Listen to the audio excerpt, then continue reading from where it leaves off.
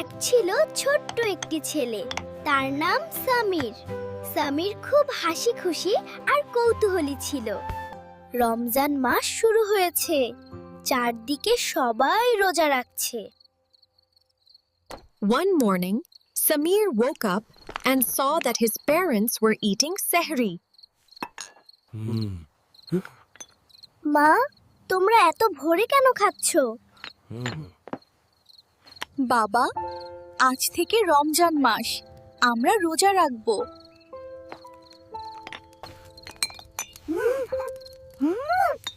আমিও রোজা রাখবো। তুমি এখনো ছোট, কিন্তু চাইলে অর্ধেক দিন চেষ্টা করতে পারো।